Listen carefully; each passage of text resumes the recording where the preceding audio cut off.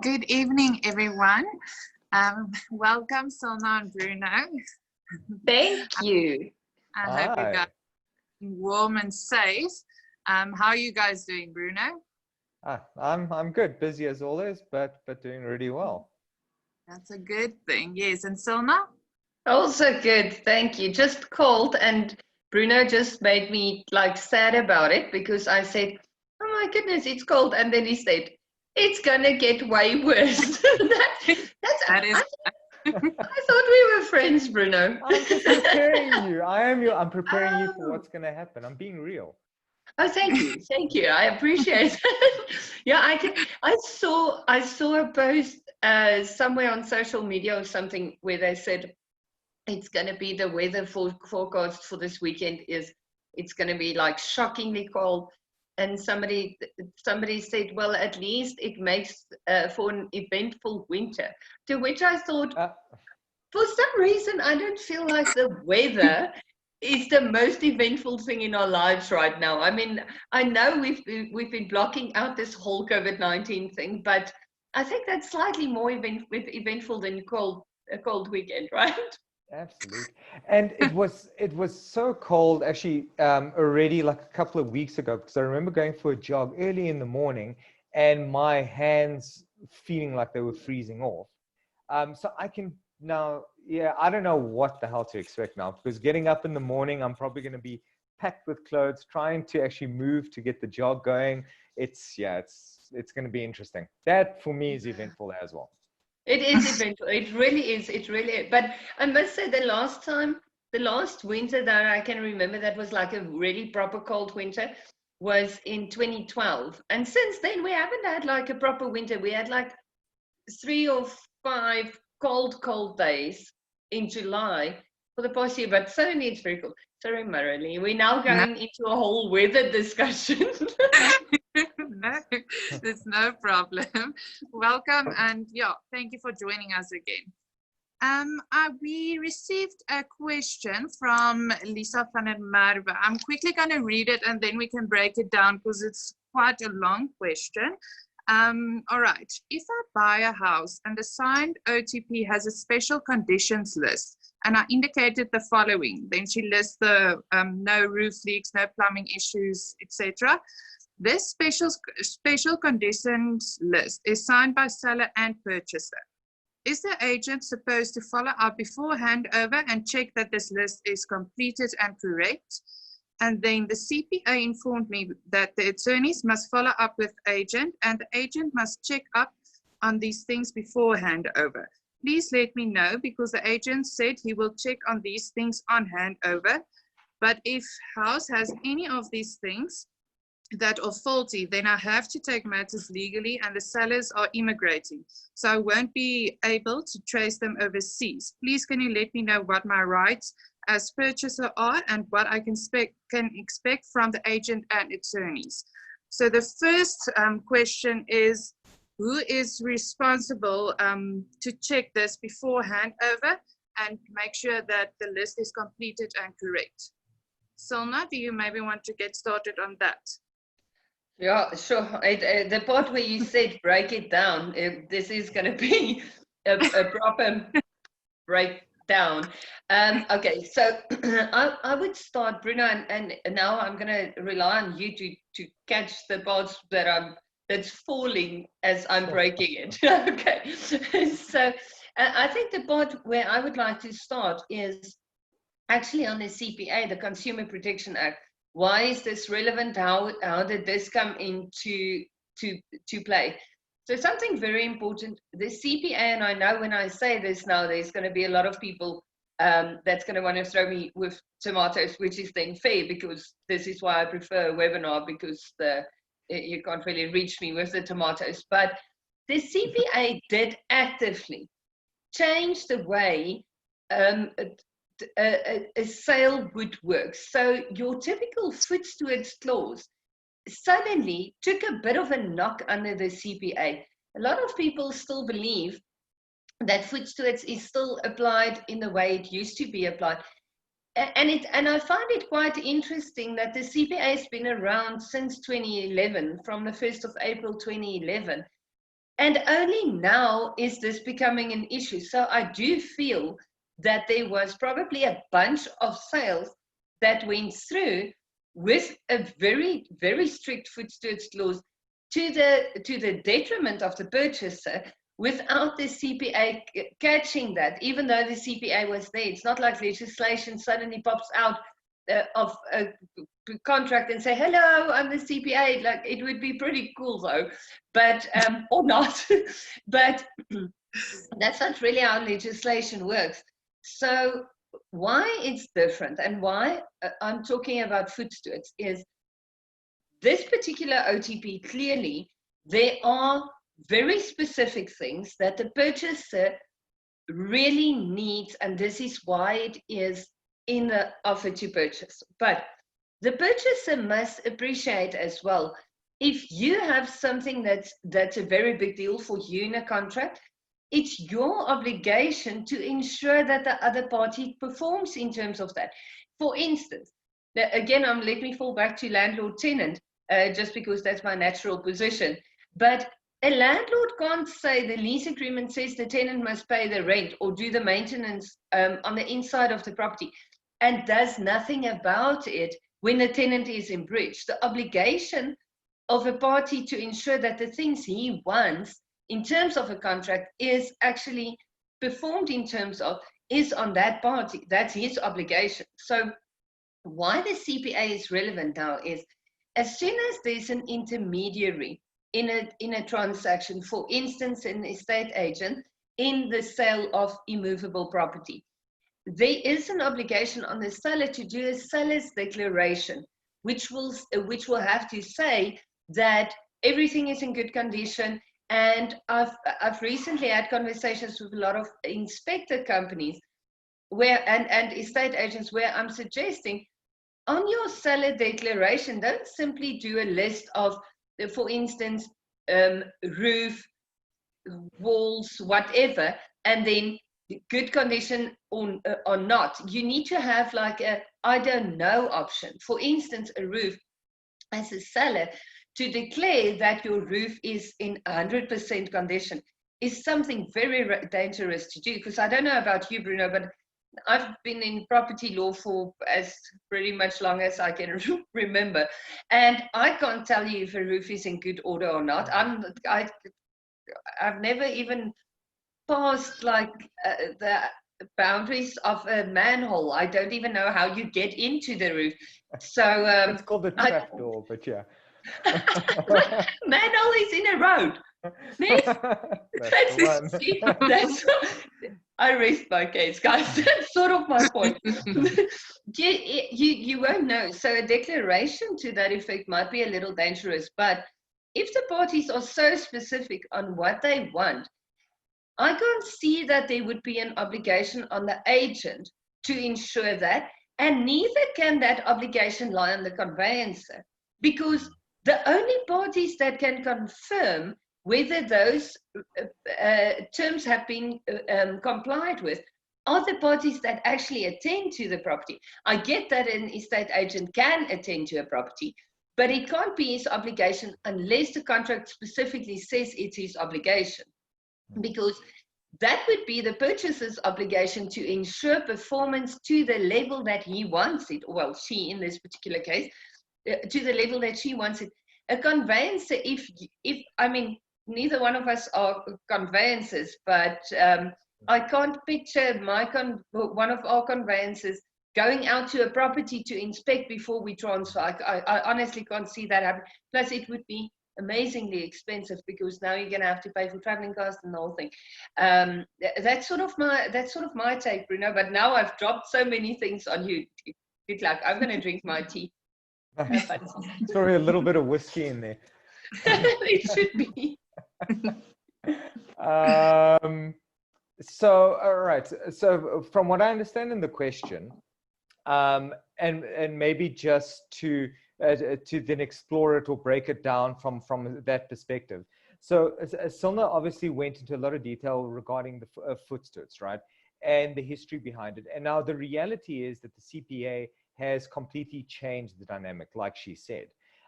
What we see over here on top of that is the fact that we're dealing not only with the current condition of the property, so whereas Footstoots would deal with the property as is, we're also kind of looking at, you know, what you might want to call the future condition of a property. So just the one thing that I want to touch on, which is quite interesting, is the CPA doesn't say that a person needs to buy a property and it needs to be 100% perfect, no defects at all, right? Because there's a lot of transactions that take place that by their very definition, second-hand transactions, by their very definition, go into second-hand products, which aren't always 100%. So a certain amount of wear and tear is going to be expected from those products. So the CPA provides for that. When dealing with auction properties, for example, a whole range of stuff. And one of the dynamics behind it, or the prerequisites behind it, is as long as the purchaser is very much aware that these defects exist, they accept the existence of these defects, and they're willing to go ahead with the sale in spite of these defects, properly and expressly listed, it's okay. So that's just the one thing to consider from the perspective of the CPA versus Footstoots versus the listing of conditions. So that's the one thing.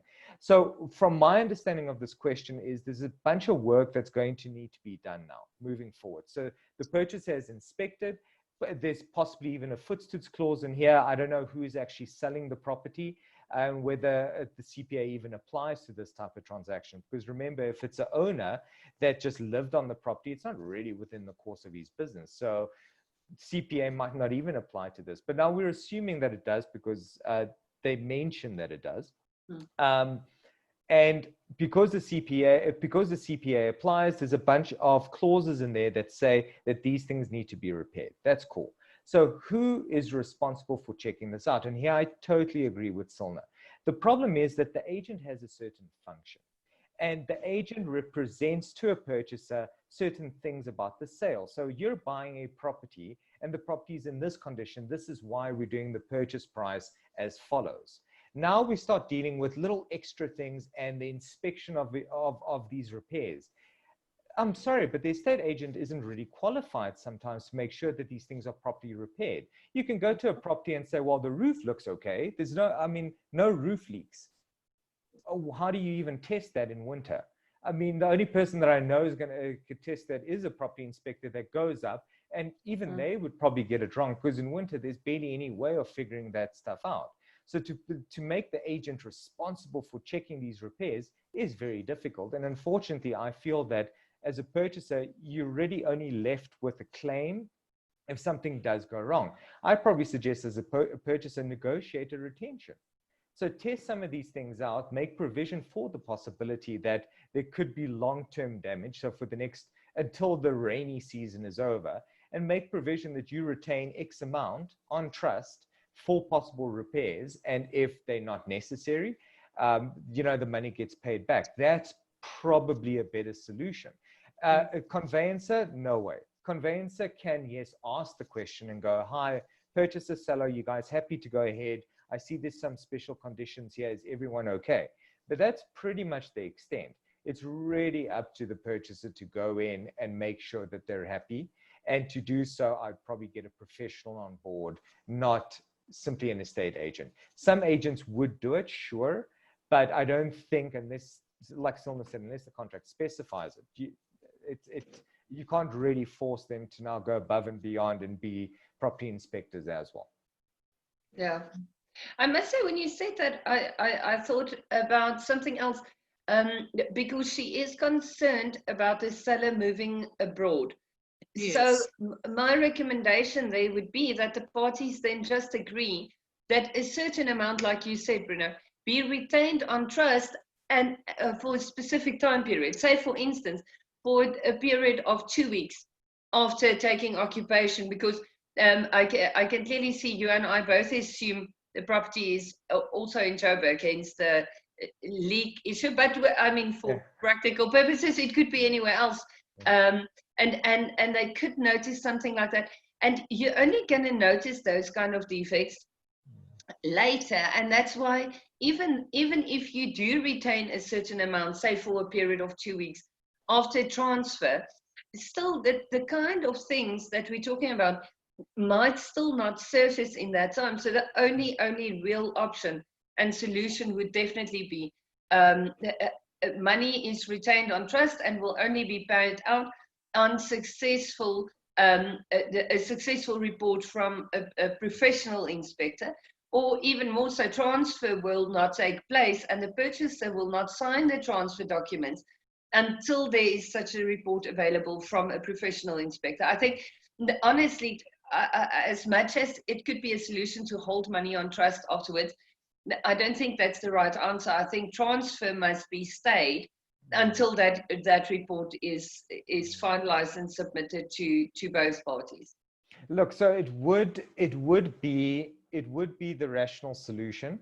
I suppose I've seen situations like this where people try and rush through because, for example, the seller needs money, the purchaser needs a place to move into. So there's ways of obviously constructing the contract. So we could look at it and say, well, transfer doesn't go ahead, but we'll allow early occupation, possibly the payment of rental, subject to a proper inspector's report guaranteeing the condition of the property. Most of these things, like I said, through an inspector's report could actually be achieved. But I'll give you an example, and this is something that a couple of inspectors couldn't pick up, was there were certain issues. So roof leaks, you can probably pick up just by through an inspector. But I know, for example, that some of the damp issues were a bit harder to pick up. We were even at a point where one of our clients was at the end of the cul-de-sac.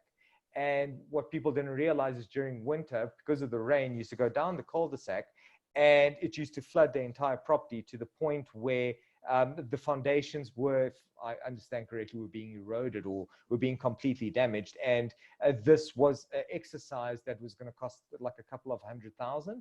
And the only way they figured that out was to actually wait for summer. But that is a bit extreme because now we're dealing with very extreme situations. Roof leaks, it's not too bad. Damp problems, a proper inspector would be able to look to see if any coat of paint was actually applied in order to try and hide these things. So practically speaking, Silna is right. You could actually do this whole thing very quickly, which then brings the next question, which is also quite interesting, Silna. I have a case, and I want to ask you what you think about it. I have a case where one of my clients sold a property to someone and undertook to do certain repair work, very similar to this. And now the purchaser is placed him on terms and tried to cancel the agreement on the premise that he hadn't yet done it. And now the context behind it is, yes, the contract was signed in February sometime, but transfer hasn't yet taken place, and we're not even close to transfer taking place. And because of COVID, none of these repairs could actually be effected. No time period was established. So I mentioned earlier what my position was, but I'd love to see if you actually agreed with that. As a seller, what do you feel that the purchaser would be entitled to cancel or not? Well, the thing is, I must say, if there was no time period, the assumption would be within a reasonable time.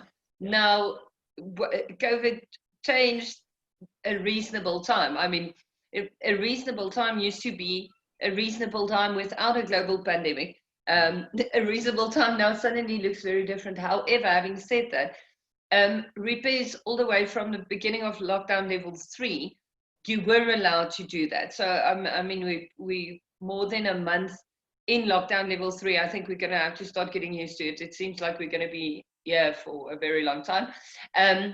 But the repairs can be done. So I can't see that the purchaser can't just cancel.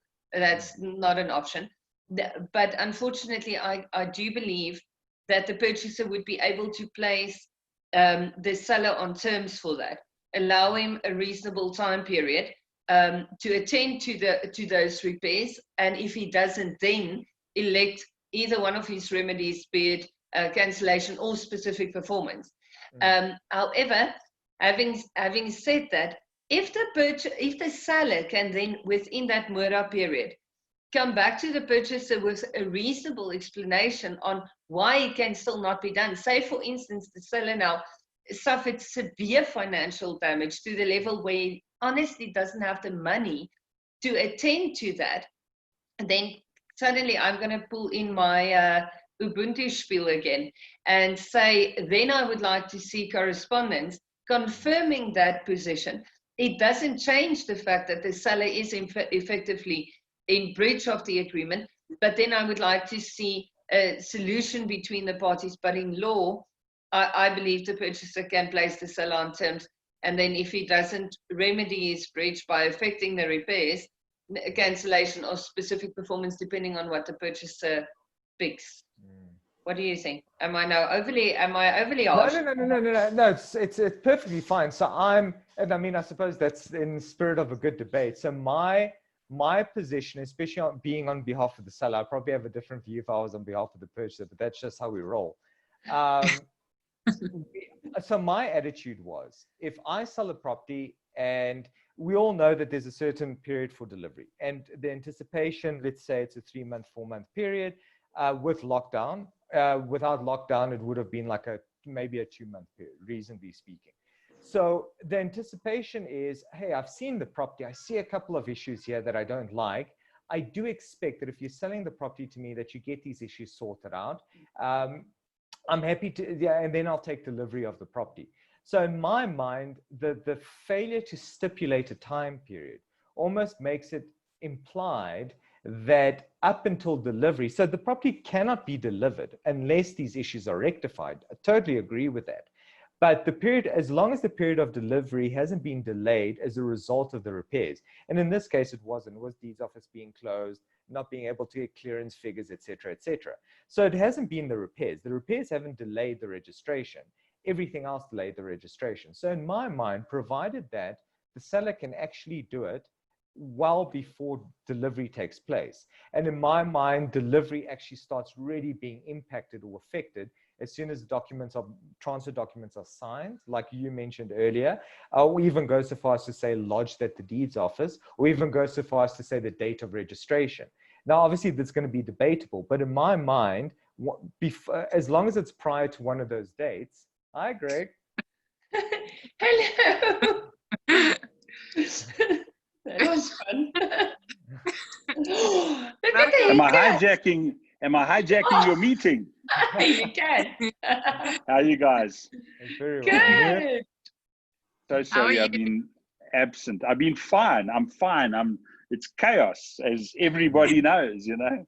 And you guys well? Very good. Thanks. I see you went for the haircut, so you're looking good. I did. Yeah. So yeah, my lockdown locks are no more. You're in perfect time, Greg. We're just wrapping up 2 more sentences from Bruno, and then you are on perfect time for a question that I think is definitely a you question. Okay, thank you. Yeah, so just to wrap it up, my argument would be, provided that it's done within the period of delivery, I would say that the seller is quite safe, and and he has reasonable time to do it. So arguably, the purchaser wouldn't be able to put them on terms unless you're on the verge of actually almost completing delivery. But that was my take on the situation. I must say, I think from Feb to June, let's pretend COVID didn't happen. So let's just fast forward and pretend that the OTP was signed on the 1st of June, so the start of lockdown level 3. I might agree with you. After 5 weeks, as long as the seller can show that there's a plan to get these repairs done, then I agree with you. However, if there's been nothing since Feb until now, I unfortunately think your client might be in breach. Well, I suppose we'll see. I'll let you guys know how it goes. Yeah, Greg, you missed it. We are having a fight. No, you see, the moment I disappear, you guys start fighting. Come on, guys. I'm sure it wasn't a fight. I'm sure it was a professional disagreement. A collegial argument. No shame. Well, thank you so much for clarifying. I think we answered that question in full. All right, so we have a scenario where there's a piece of land next to a complex. Now, there's a lot of illegal squatters on the piece of land, and the owner of that land passed away last night. Now, who can bring the possible eviction application? Can the body corporate bring it? Because the body corporate of the complex is worried about there's a risk of safety and everything for the tenants in the complex. Who can bring the eviction application? Possibly, Silna, do you want to get started? Yes, and that's why I'm so happy that you jumped in on the perfect time, Greg, because I think that the second half of this question is going to be a great conversation. But the start, unfortunately, I can't see that the body corporate has locus standi in any way. Locus standi meaning the right to approach court for something. I can't see that the body corporate has any right.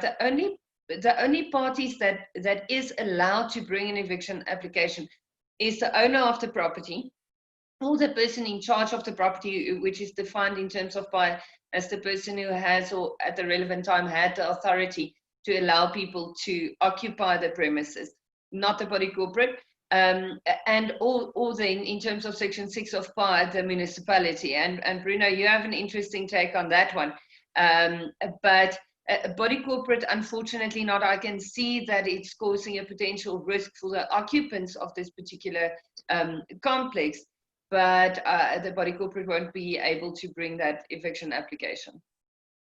Bruno, I think just add on to that one, because you had a cool idea there on the municipality. So I'm going to throw that ball to you now. Sure, no worries. And I think actually this is, so I'll just mention it in something that I'll pass to Greg, because especially having been involved with the municipalities for as long as you did, this might actually be a topic that you can actually touch on. But so we were looking at a situation, if there's occupiers in an empty piece of land next to the body corporate. Now, let's say that they're causing a real risk. So there's actual activity that can be proven. So now we're jumping to assumptions, because obviously under most circumstances, people are uncertain and they're panicking and they're saying it's really bad. The situation is, it's not actually that bad. Like, I'll give you an example. During COVID, the property adjacent to myself is actually being used. It's a municipal library that's being used to house homeless people. And you get neighbors that started panicking because now all of a sudden there's going to be crime everywhere. Not one incident that any of us have noticed. So obviously being mindful of this, let's assume for a moment that we can actually prove some sort of criminal activity or some kind of danger that's posed by these occupiers. Body corporate in itself can't do anything, no locus standi. So the one question is, from an interdict perspective, can the body corporate go in and try and get some sort of court order? Number two, if the municipality is entitled to do an eviction in terms of Section 6 of PI, can the body corporate, because it's a public interest eviction, can the body corporate compel the municipality to execute the eviction in the public interest and actually bring the application against the municipality? And that's kind of where I was going with those 2 points. And it'd be interesting because I know that you've actually dealt with that type of thing previously. Yeah, I think you're right. I mean, let me also second your what you say about perceptions of poor people. I mean, it really the NIMBYism is a real thing, not in my backyard. People assume that people living in informal settlement have a proclivity to crime. It's just not true. What tends to happen, possibly, with the bigger informal settlements is crooks will run into the informal settlement, not because they live there, but it's an easy way to escape the authorities. So yeah, your point was well made and well received about don't automatically assume that people in poor circumstances are have a propensity to criminality. It's not the case. That having been said, in an informal settlement on your doorstep is not ideal. There are many problems associated with it, not the least of which will be proper disposal of sewage and wastewater and things like that, that can have a real and material bearing on you.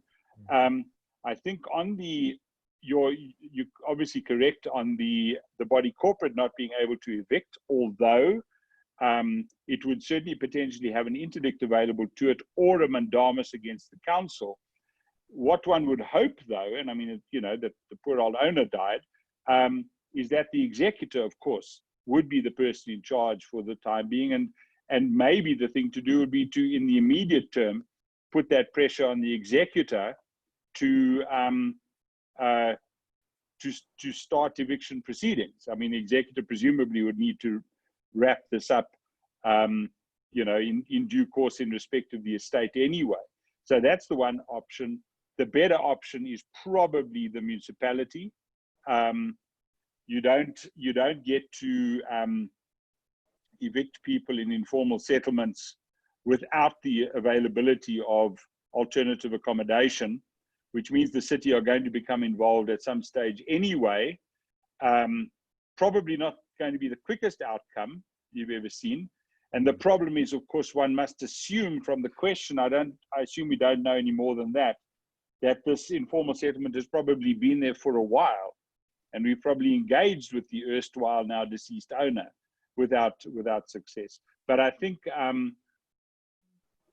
the most direct route, as Bruno correctly said, is almost certainly, as you mentioned, Silna, a Section 6 eviction by the municipality, the municipality's obligation being triggered by the local public interest, and of course, by the fact that shacks, well, any structure requires an approved building plan, requires planning approval. So there will be that contravention, which will also go some of the way to triggering Section 6 of PI. It's a little bit weird, obviously, because 14 million people live in shacks in South Africa. So one has the rules, one has the laws, one has the regulations, but a very large number, that's what, a quarter of the population, live in such informal circumstances. So it's not a great scenario, but there are remedies. They won't be quick.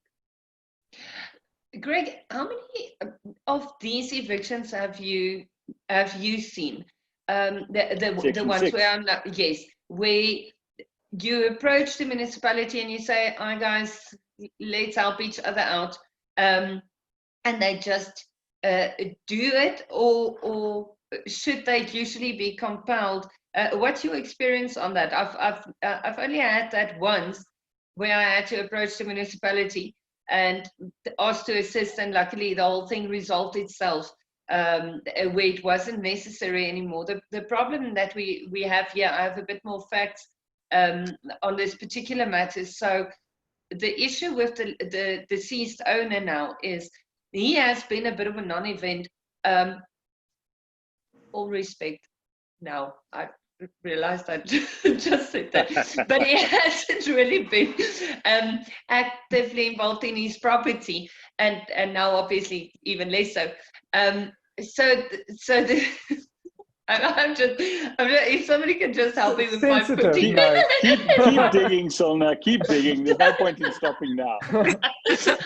I'm in so deep now. But anyway, the thing is, he's been behind on rates and taxes for years now. And so the municipality already pursued action, and obviously will now continue pursuing that action against the estate. Would that change the position in any way with the municipality? For instance, if the answer for the municipality is to do the eviction, get the property sold, but then they know they're never, ever gonna get those rates and taxes paid, does that change the position in any way? Would that encourage the municipality to assist the estate? Because I can't see appointment of an executor anytime soon, so it's probably just going to lie for much longer. That's an interesting point. I've done a number of Section 6 evictions for the municipality back in my previous firm. They're certainly doable. There's a relatively straightforward bar to that one has to jump over to become involved, which is the public interest and the contravention of legislation. So that's not tricky. I've attempted, I think, to force municipalities to take these steps over the years. I can't remember whether there was a complete outcome ever. It's also difficult representing communal groups like bodies corporate or ratepayers associations. There's always a variety of interests at play. But which municipality is it? COJ. You know, COJ. The problem is, you know, the answer to your question on the rates, etc., is it probably won't make any difference. You know, the city and the big city in particular are so departmental that the rates department aren't going to do something that's going to cause an effect in the housing department, which is going to cause effect in the town planning department. You know, they tend to look after their own interests, you know, more. You know, there isn't a lot of overt collaboration. So I don't think that will make a difference. What obviously worries me more is you say that the prospect is there isn't going to be an executor appointed, but I wonder, and you guys will know this better than I, maybe that is something that the body corporate could do, could force, even by way of going to court in the immediate term, force the appointment of an executor. I don't know. I mean, is there any value to this property? One must assume most property has some value. Maybe that's a shorter term option that the body corporate may wish to explore. Get an executor appointed so that something can happen with the you know, with resolving the situation on the land. Yeah, Bruno, that was your suggestion as well. Hey, that was a potential solution from your side as well. So, but the only problem I've faced, and this comes from experience with some of the guys, especially buying from deceased estates, is, so obviously the liquidity of the estate is the big one. So no executor is going to want to do any eviction unless they've got money. And on top of that, even if the estate had a huge amount of money, how do you compel the executor to do an eviction? Because again, you're sitting in a situation where you're saying, it's your property, I'm aware of that. I feel that for safety's sake, you should do it. But how do you do it? And again, without involving the municipality, because if we again involve the municipality and ask them to intervene, like you mentioned, it's going to take forever. Can we actually compel an executor to do an eviction? I think you could. Yeah, I've never seen it. I've seen situations where as a purchaser, I go in and say, I'll undertake it, just give it to me at a better price. But that's a practical solution, not so much a legal Would the solution. body corporate potentially be interested in taking over the piece of land? Because that may well be. Look, I don't think one could compel the executor per se, but one could obtain an interdict against the estate, which might have the same effect. Maybe in a part A you have an executor appointed, in a part B you substitute in his or her name and look for an interdict against them. Let me say though that the prospect of evicting in an informal settlement without the involvement of the municipality is next to zero. So in truth and in fact, the city is probably your solution. So, you know, the body corporate must write to the city and say, guys, this is the story. You have an obligation to us, to the various bylaws, to PI, to the Building Standards Act, and all of those things to fix this problem. And we're going to hold your feet to the fire. And it will almost certainly be necessary to ultimately force that issue by way of a mandamus in any circumstances. Almost all circumstances, the city is going to take a while at least to identify alternative accommodation for this group. Especially now. Especially now. Well, that's an interesting point. And I mean, I've obviously missed a few chats, but there's been a lot of work done on alternative accommodation as a result of lockdown, and I'm interested in seeing whether there's an ultimate benefit in the work that has been done by the authorities, whose attention has been focused, on, for example, the homeless. So we might get more traction in due course. I'm hoping. But it's actually a good conversation. Maybe we should take it up again next week. Detailed discussion around alternative accommodation, because I know that's a big fear that people have when they see that 6 month thing in terms of owner alternative accommodation, and everybody loses it.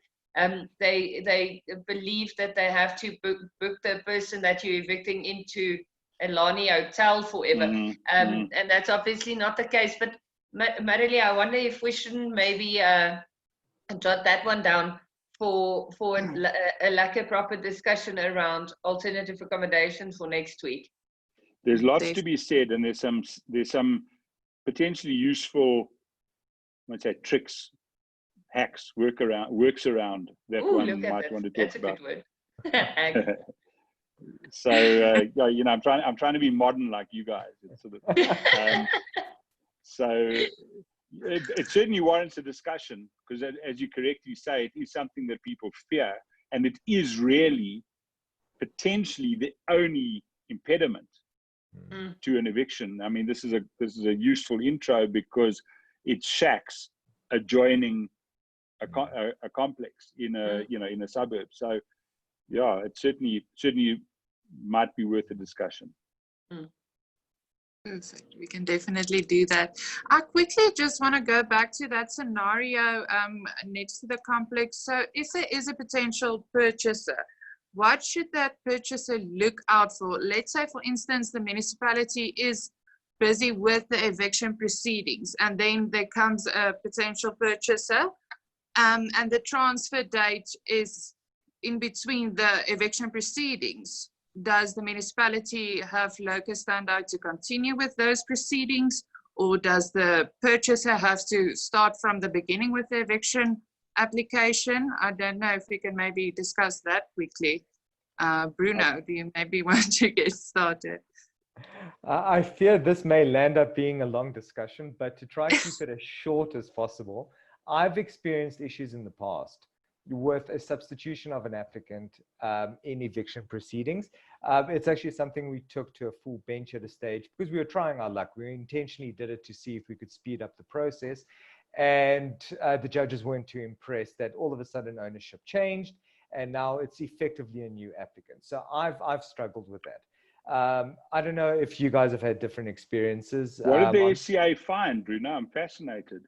Not SCA, just the full bench of the High Court. Oh, sorry. What did they find? Sure.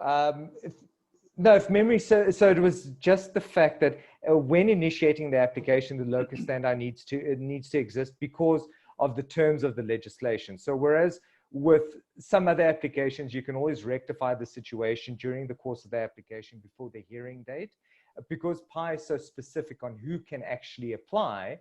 But at the stage of application, your locus standi needs to be correct and needs to kind of stay correct throughout the entire process. So but did that emanate from PI or from the Raven Decatur? From PI. From Raven Decatur, we've gotten away very easily with being able to substitute applicants mid-application. Really? No, unlike other just random stuff. Yes, so when we're not looking at immovable property, just movable, movable property, but specifically, the judges here, were adamant that your locus standi needs to exist from the beginning of the application because of PI and because of the definitions of. And joint applicants? I need to, if memory serves. I'm making no admissions now and no concessions. Look, if memory serves, I need to go back on this application, but I do recall that we did it knowing that the transfer was going to take place. So we had the first applicant being, I think it was just the insolvent estate, and the second applicant being the purchaser. And we mentioned in the application that at some point, the purchaser was Yeah. going to take transfer, and then they would take responsibility for the application. And the court still rejected that argument. I just need Oh, to go really? a couple of years Yes. ago. So since Interesting then, one. and remember, back then we were trying tricks like that. Now people have become a lot more prudent and they don't mind waiting. But back then, with the type of guys we used to deal with, especially with sales and execution, if they could save a month or 2 months, they'd go for it. Yeah. So No, we sure. have all these applications pending. Some of them probably were actually done in a rush. So in hindsight, Yeah. given more focus, maybe we could have actually taken it on appeal and succeeded. Because it happened to me once as well. We launched in the name of the owner. Unbeknownst to me, owner sold it, transfer effected, boom, end of. Yeah, that happens every time. That's my biggest thing always. I always tell my clients as well, if you're busy with an eviction and then you're also selling, just make sure you use the same firm for the transfer. So we just hold off on transfer until the order is granted. Because I've seen that too many times. And on your point, Bruno, on sales and execution, the Red Stripes Properties is the case in South Gauteng that's biting us all in the face. Which is wrong. I agree with you, because it makes no sense why a party can't commence, and another one, for you effectively limiting a party's rights to really give true effect to the offer to purchase if you're not allowed to commence. But I mean, that's a whole nother conversation.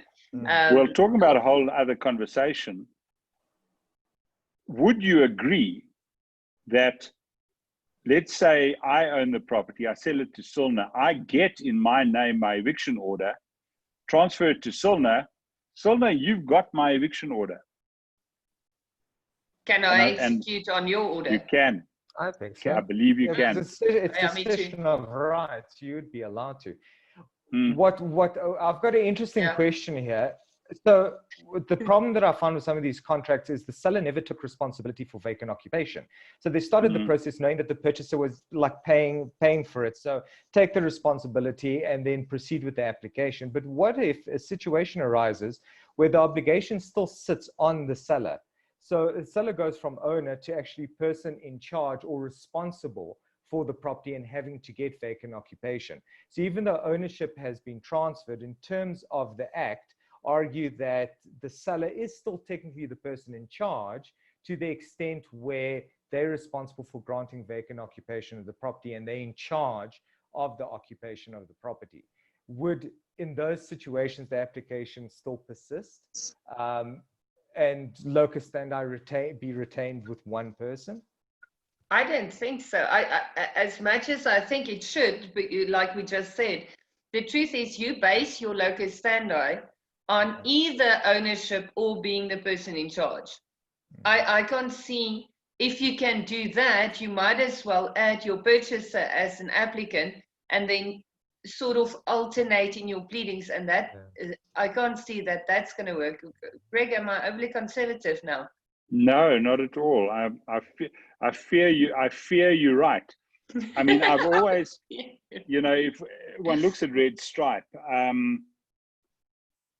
basically the judge found that the intention wasn't to create a new locus standi for a person in charge, but it was obviously included for, I think, an executor would be the person in charge, a lessor would be the person in charge. Doesn't have to be the owner. Sure, Bruno, I suspect Silna's right in your matter. Sorry. I still love to take the chances. I just need the clients. And thank goodness we all play on the landlord's side, well, on the owner's side of evictions, because the one thing, and I do, this is a very, very obvious compliment, but I swear I am very happy that we are never each other's opponents and just competition. I prefer to not be against one of you. Likewise, Thank you. likewise, Yeah, absolutely. likewise. No, it's yeah, it's funny because you get a sort of range of quality. You know, you get as opponents. It's quite, you know, it's quite between the NGO, the anti-eviction NGO sector, or attorneys who are clearly participating in the hijack. You know, I've had that a few times. Yeah, it's really, we do get the full range. So I'm also very pleased that neither of you are on the other side of me. All right, but Neither the three of you, forgive me. I think that is about the time that we have this evening. I don't know if you have anything else, any last thoughts. Otherwise, we can definitely continue this conversation next week. Thank you for everyone joining us, and also for Silna, Bruno, and Greg. Thank you. Thank you. Thank you, guys. Enjoy the rest of your evening and keep safe and warm. You too. You too, Cheers, Moby. guys. Thank you. And yeah, remember to stay warm and get blankets for the weekend. It's gonna be cold. Definitely. All right. Bye.